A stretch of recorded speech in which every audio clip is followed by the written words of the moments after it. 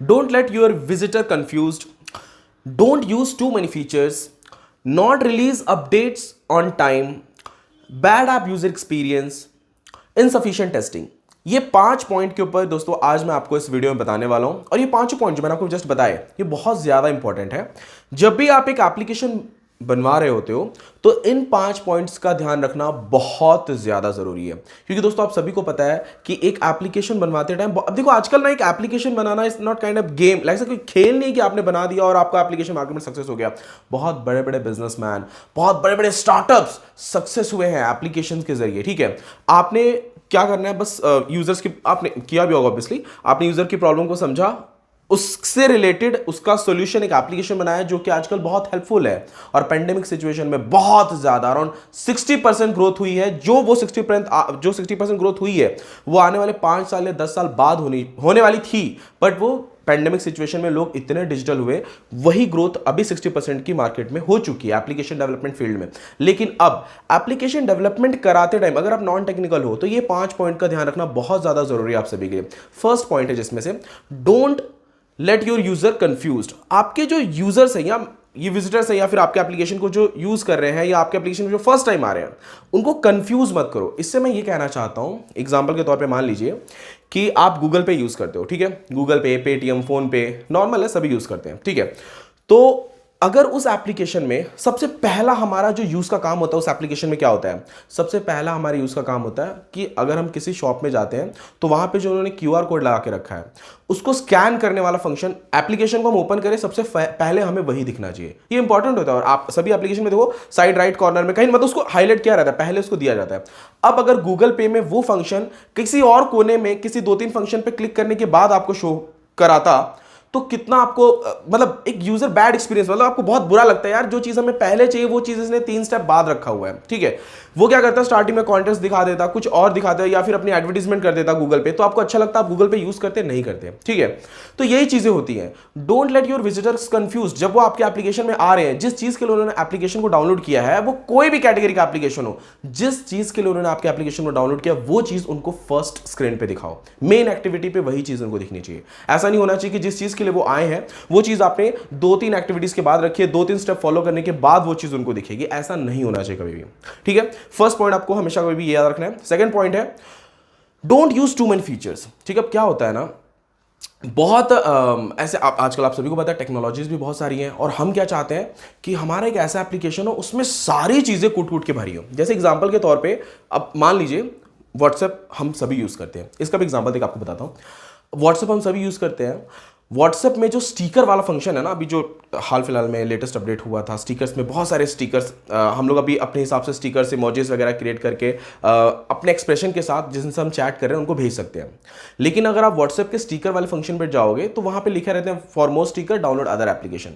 WhatsApp चाहे तो आपको उन स्टिकर्स के सब्सक्रिप्शन प्लान भी डाल सकता है, बहुत सारी चीजें कर सकता है, पर व्हाट्सएप उस चीज के लिए नहीं बना हुआ है। ठीक है, व्हाट्सएप आपके मतलब कम्युनिकेशन के लिए बना हुआ है व्हाट्सएप। ठीक है, और वो भी सिक्योरिटी तौर पर, तो इन व्हाट्सएप ने पूरा फोकस उस पर रखा है। ठीक है, अब व्हाट्सएप क्या करे, जितने सारे जो अदर बिजनेस प्लान्स है वो व्हाट्सएप अपने एप्लीकेशन में इनपुट करता जाए, तो आप यूज करोगे व्हाट्सएप? नहीं करोगे, क्योंकि आपका व्हाट्सएप यूज करने का हमारा मेन मकसद क्या है, हम चाहते हैं कि हमारा जो कम्युनिकेशन हो, जिस पार्टनर के साथ हम कर रहे हैं वो सिक्योरली चैट हो।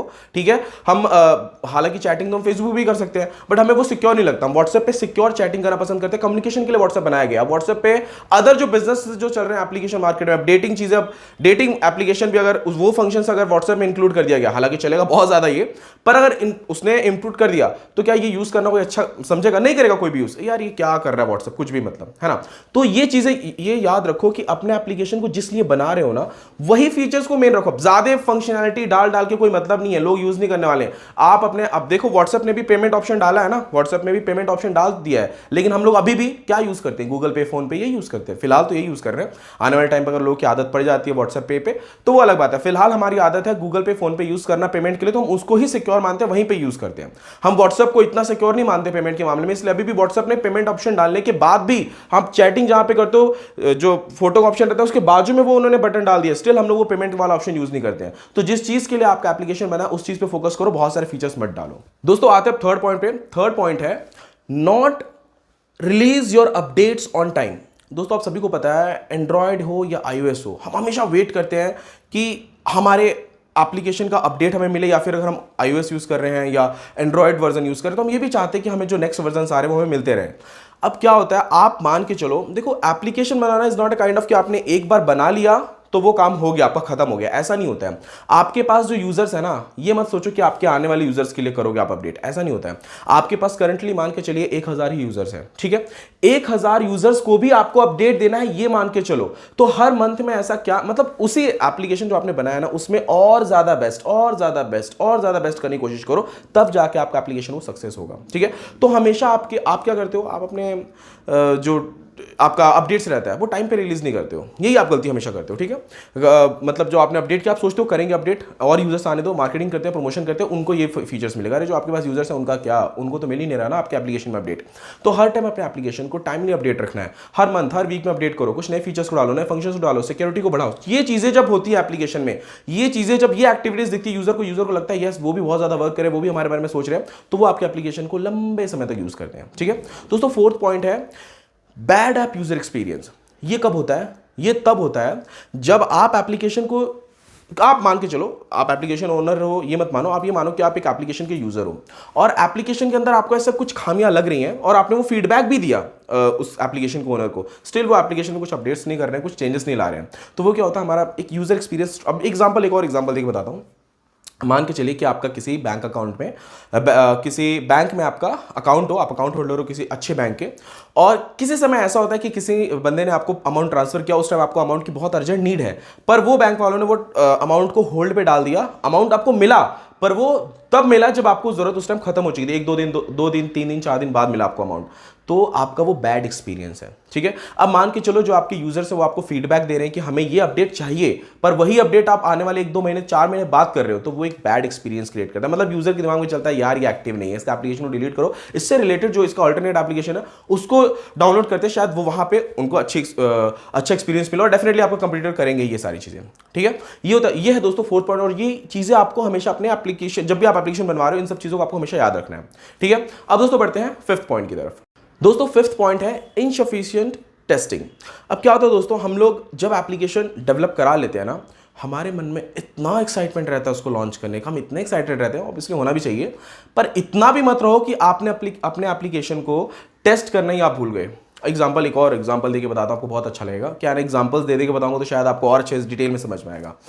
मान के चलो दोस्तों, आप एक बिल्डिंग बना रहे हो, ठीक है, उस बिल्डिंग में आपने सब कुछ बहुत अच्छे से बना दिया। अब आपके अंदर है कि जल्दी जल्दी सेल करो, प्रॉफिट कमाओ, और आपने उस जो बिल्डिंग बनी है उसको आपने उसमें क्या जो सामान यूज़ किया गया, जो सीमेंट यूज़ किया गया है, जो ईंटा यूज़, वो लोकल क्वालिटी का जो ठेकेदार था उसने लगा दिया, ठीक है।